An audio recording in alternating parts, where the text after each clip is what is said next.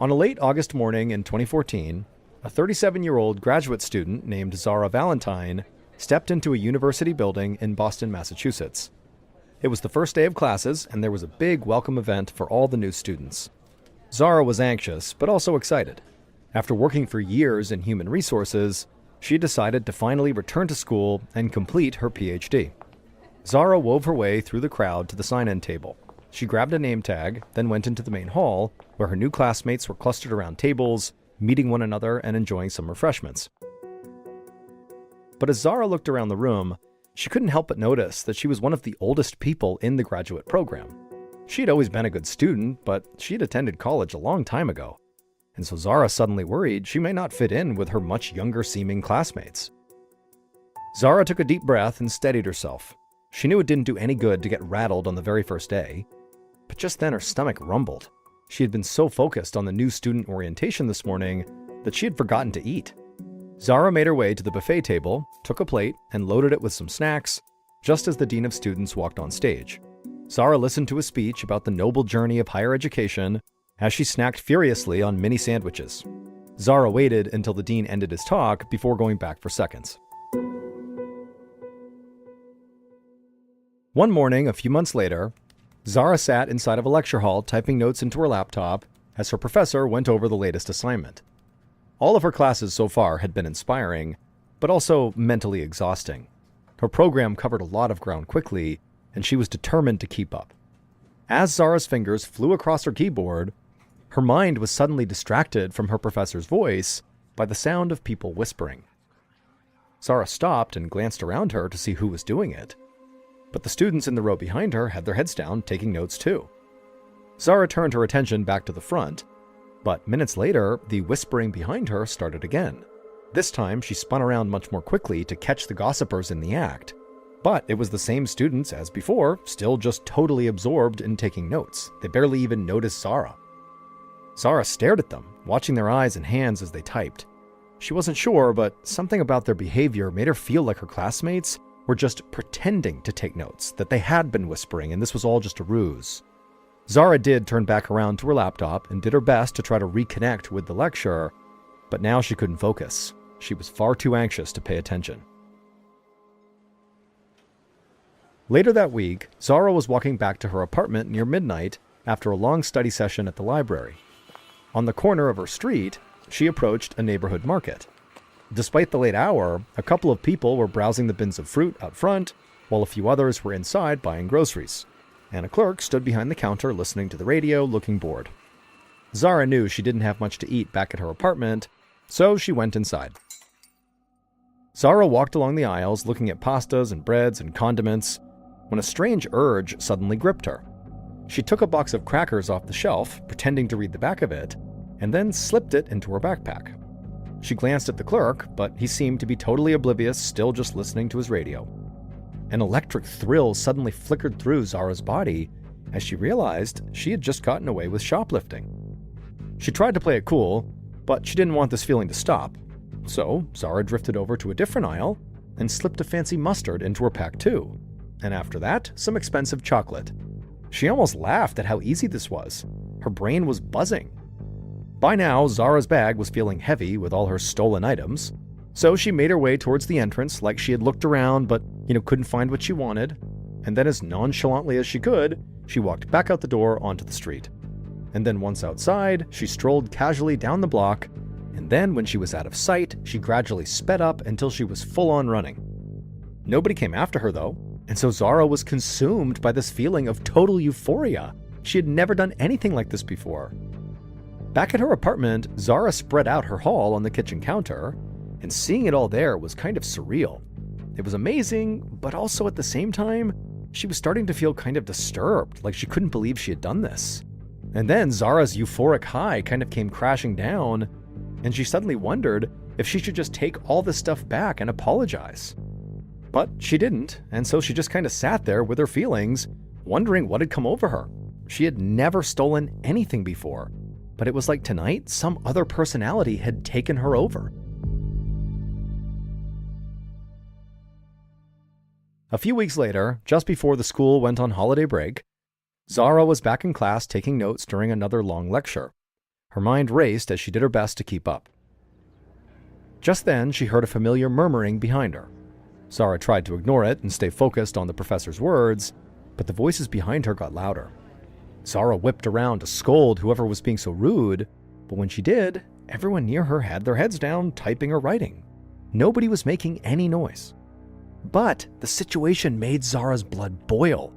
Here she was doing her best, while other students who clearly didn't care were disrupting the whole experience for everybody else and then pretending they weren't as soon as she looked at them. So Zara decided she was going to stop this behavior today. Enough was enough. The last time her classmates had interrupted, Zara had let it slide, but no more. Just because she didn't catch them in the act didn't mean they weren't whispering. She knew what she had heard. And not only that, she was positive they were whispering about her. Whatever they were saying, Zara felt like she deserved to know. And so, with a loud scraping sound, Zara, in the middle of class, abruptly stood up from her chair. The professor heard the noise and stopped talking and looked right up at her. And soon the entire lecture hall was turned towards Zara. Zara stared back, scanning the eyes of all the students and the professor, trying to figure out who had been whispering this whole time. Their blank gazes irritated her. They all looked guilty, but Zara refused to be intimidated. She told the whole class in a loud, angry voice that she knew what they were up to. They could keep trying to hide it, but she knew they were playing a game and she was sick of it. Zara almost pitied her classmates, how trapped they were in their characters, reciting staged dialogue and acting out their assigned roles. It was all so blatant. She couldn't stand another second of it. Zara snapped her laptop shut, scooped it into her backpack, and stormed out of the classroom. The winter streets of Boston were cold and gray as Zara hurried back towards her apartment. She was eager to get home and away from all these people she couldn't trust. But as she ran down the hallway of her apartment building and approached her unit, she froze. Her front door was already wide open. Moving slowly in case there was an intruder, Zara tiptoed to the doorway and peeked inside. Furniture was knocked over, books and clothes were scattered everywhere. The place had been ransacked. Suddenly it hit her. Zara felt like a fool. Of course she'd been robbed by her own parents. She'd given them her spare key, and they must have come while she was at class. Zara knew they were in on the same game as all of her classmates and even her professor.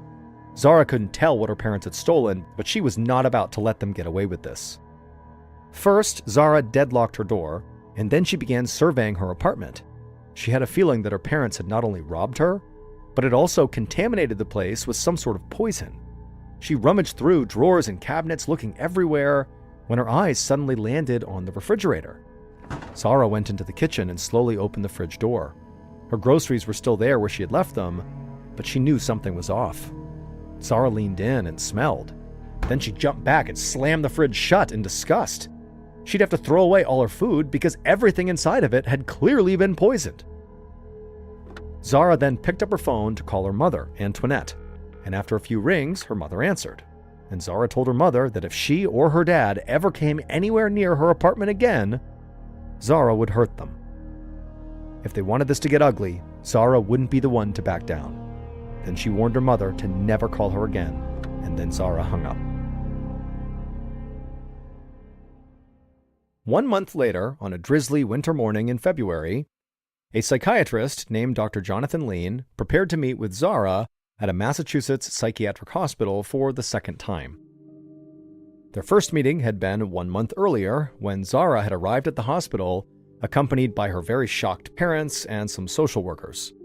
By the end of that very first visit, Dr. Lean had helped Zara realize that the world was not out to get her. Instead, she was clearly having some sort of mental trouble and really needed professional help. And so Zara had actually agreed to check herself into that hospital for a full month of inpatient psychiatric care. Dr. Lean diagnosed Zara as suffering from a psychotic disorder, which is a serious mental condition that causes a person to have trouble staying in touch with reality. He put her on a regimen of antipsychotic and anti-anxiety medication and ordered extensive blood tests. The blood test results revealed that Zara was not getting enough of several key nutrients. She was also anemic, which is when someone doesn't have enough healthy red blood cells to carry oxygen to the body's tissues. Anemia alone can make a person's behavior erratic, although very rarely to the degree that Zara had shown. Nevertheless, after that first meeting, Dr. Lean had prescribed Zara a variety of vitamin supplements to combat her anemia, along with the other drugs to help with her mental disorder. And so now, after a full month of care was finally done, Dr. Lean was eager to see how Zara was doing. Tomorrow was her final day of inpatient treatment, and Dr. Lean was hoping that his prescriptions had helped her get back to her usual self. Right on time, there was a knock at the door, and then Zara entered and took a seat. Dr. Lean's heart sank when he saw her. Zara looked as frail as when she'd arrived. Her skin was pasty and pale, and her hair looked thin and scraggly. Dr. Lean asked Zara how she was feeling, but she just shrugged. She promised she'd been taking all of the vitamins and all the medications that he'd prescribed her, but Dr. Lean wondered if she was actually telling the truth. It didn't make sense to him that the meds wouldn't have any effect. Dr. Lean was very disappointed, but he had worked in psychiatry long enough to know how incredibly complex mental health really is. Patients respond to treatments at very different rates, and it might just take a bit longer for Zara to feel the effects of all of these medications. And so, Dr. Lean congratulated Zara on sticking with her treatment for the full month as promised, but told her that the next day her parents would be coming to take her home. He said he hoped that Zara would keep taking her medications until she fully recovered. Zara nodded blankly and stood to leave. As she did, Dr. Lean reminded Zara that she was always free to call him if she ever needed help, but Zara was already out the door and did not appear to be listening to him. The next day, Zara's mom, Antoinette, held her husband Robert's hand as they walked across the parking lot and into the lobby of the hospital where Zara had been staying. A receptionist at the counter told them that their daughter would be down soon. A few minutes later, Antoinette heard footsteps echoing down the hallway. She turned to see a nurse pushing Zara out in a wheelchair. Zara looked gaunt and exhausted. Antoinette rushed to give her daughter a hug, and when she did, her daughter's body felt like a bag of bones. Antoinette tried to be grateful that at least her daughter seemed calm, rather than hostile like before. She hoped this was maybe the first sign of improvement. Maybe her old self would return once she was settled back at home. Robert grabbed Zara's bag while Antoinette led Zara out of the building towards their car. But the drive home was very strained. Antoinette, at one point, tried to make conversation by asking Zara how the food was at the hospital, but Zara just shrugged. She said she hadn't really eaten much while she was there. Antoinette shot a worried look at her husband behind the wheel, and then a moment later, Zara told her parents that the doctors had all been gossiping about her, and the only way to stop the game was to stop eating, so she basically threw away most of her meals. Most days, Zara said she limited herself to a slice or two of bread and some water. Antoinette felt crushed. Zara's delusions had obviously not changed at all. She didn't know what to do or even where to turn for help.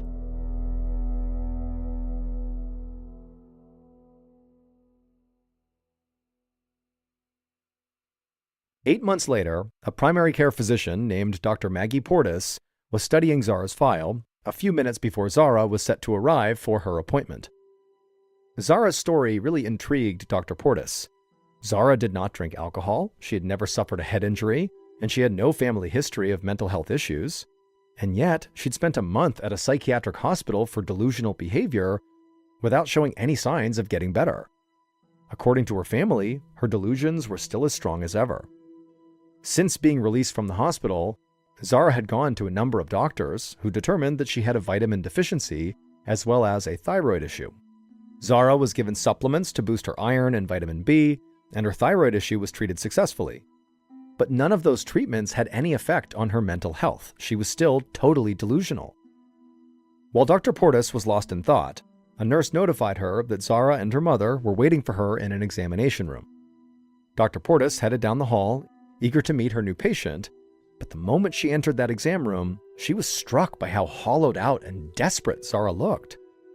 Dr. Portis introduced herself, then had Zara undress and step on the scale. Zara weighed only 99 pounds, despite being 5 foot 6 inches tall. Dr. Portis then had Zara sit on the examination table, while a nurse came and tied Zara's arm with a tourniquet, swabbed an area with an alcohol pad, and filled a syringe with her blood. Zara seemed to barely notice any of this. After the nurse left the room, Zara complained to Dr. Portis that she had been taking all of her prescribed vitamins and medications, but did not feel any better. Dr. Portis nodded. As Zara talked, the doctor suddenly had a hunch about why Zara was not getting any better. If her hunch was right, then of course Zara's meds wouldn't have had an effect, and her delusions would continue. Choosing her words very carefully, Dr. Portis told Zara that she thought she knew what might be causing her mental problems, but she wouldn't be able to tell for sure unless Zara had a procedure done. Zara's eyes lit up at the idea, and she immediately agreed to do whatever it took to make a change. She said she just wanted her old life back. Dr. Portis felt deep empathy for Zara. It was clear that she was afflicted by something that she really had no control over. Dr. Portis wrote down a name and a phone number on a notepad and handed it to Zara. She explained that it was contact information for a doctor who could perform a biopsy, which is a surgical procedure where tissue is removed from the body and then examined under a microscope. She promised Zara the procedure would be quick and painless, and it might bring her closer to solving her health issues. Zara clutched the piece of paper with both hands and thanked Dr. Portis. Then she sighed and leaned her head on her mother's shoulder and went limp with exhaustion. Dr. Portis wished Zara luck and then left them to have a moment alone. 2 weeks later, on a cloudless morning, a gastroenterologist, which is a doctor who specializes in diagnosing and treating diseases and conditions that affect the digestive system, named Dr. Simon Reed, shook his head in amazement as he surveyed the biopsy results of a patient's small intestine. In all his years in medicine, he had never seen a case quite like this one. A few minutes later, there was a knock at the door, and Zara entered. She looked thin and very nervous. Dr. Reed thanked her for coming in and told her to take a seat, and then he asked her how she'd been doing. Zara looked away from the doctor and out the window and then down at her hands. She told the doctor she felt like her real life was behind her now. She used to feel like she was just entering a promising new chapter, being back at school to finish her PhD, enjoying her own apartment in the city, and thriving in her studies. But then everything just kind of went off the rails. She started doing these weird impulsive things without understanding why.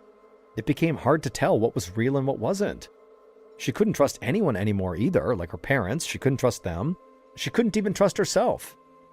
Dr. Reed was moved by Zara's story. He could tell that she was desperate for help, but didn't know where to turn, which was why he was so happy to be able to be the bearer of good news. He told Zara that her primary care physician, Dr. Portis, had been smart to tell her to go get a biopsy, because it led to the breakthrough Zara had been looking for.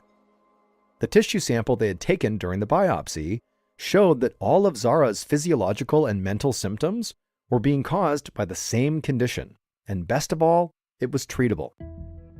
Zara would only have to make one life change, altering her diet. At the word diet, Zara's body froze. She narrowed her eyes and squinted at Dr. Reed like she was trying to read his mind. He recognized it as the paranoid behavior detailed in Zara's file. She suffered from the delusion that basically everyone was lying and no one could be trusted. But Dr. Reed promised Zara that he really was telling the truth, that this was the only way for her to get better. If she changed her diet, the delusions she was experiencing would go away. If she didn't change her diet, her delusions would only get worse. But the look on Zara's face told the doctor that she was not buying any of this. She scowled at Dr. Reed and shook her head in disgust. Then she got to her feet and moved to leave, but then stopped by the door and turned back around. She pointed a finger at Dr. Reed and accused him of being part of the game like everybody else, another traitor and liar trying to trick her with food. She told him that she wasn't going to fall for it, and then slammed the door and stormed out. Dr. Reed just sat there motionless, unsure what to even do. He was completely stunned by what had just happened. Several months later, on an overcast spring morning, Antoinette Valentine huddled in the front seat of the family car next to her husband, Robert. She felt a sense of dread hanging over them.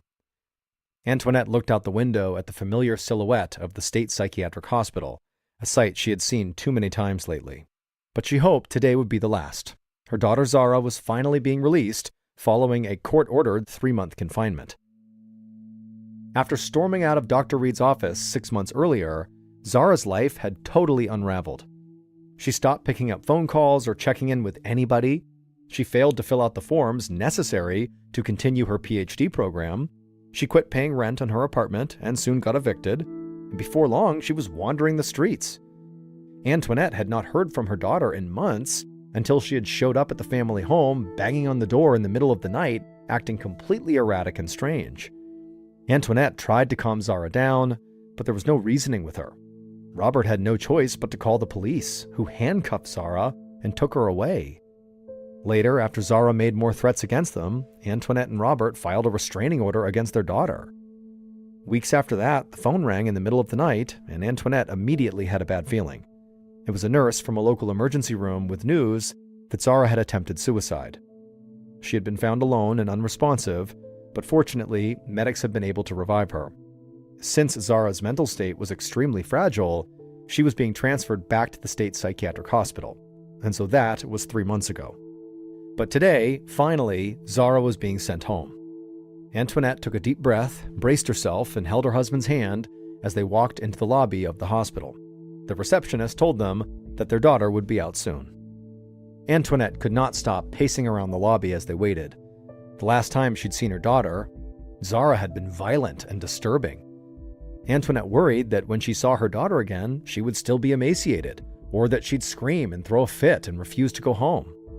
Antoinette's memory of their last encounter was still a fresh wound in her mind. But just then, there was the sound of footsteps, and Antoinette spun around. It was Zara, and she seemed like her old self, the one Antoinette remembered before all this started. Zara was clear-eyed and smiling sweetly, like she really was seeing her parents for the first time in a long time. Antoinette couldn't believe it. She rushed to her daughter and wrapped her arms around her, and this time it felt like there was actually something there to hug. Zara was a healthy, normal weight again. Zara even hugged her mother back. Antoinette stepped back and looked her daughter up and down. She was speechless. Zara had this beautiful outfit on, and her skin had a healthy glow to it. Antoinette couldn't believe such a huge mental and physical transformation was possible in just a few months. What was even more amazing was that Zara's transformation was the result of something so simple. For the past 3 months, Zara had been eating only particular foods prepared by the hospital, following the recommendations made by Dr. Reed 6 months earlier, the one who suggested Zara change her diet. And now Antoinette saw proof that Dr. Reed had been right all along, just by looking at her healthy daughter smiling right in front of her.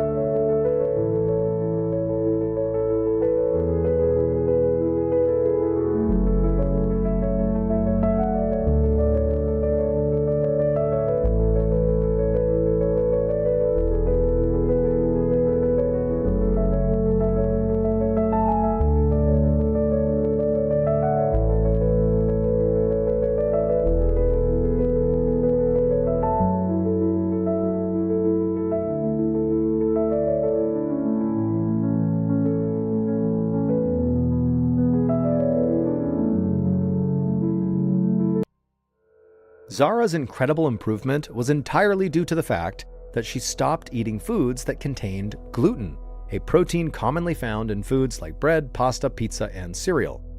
Dr. Reed had discovered that Zara suffered from celiac disease, which caused her body to have a severe reaction to any foods containing gluten. Though many people are diagnosed with celiac, often as adults, Zara's condition was the worst doctors had ever seen.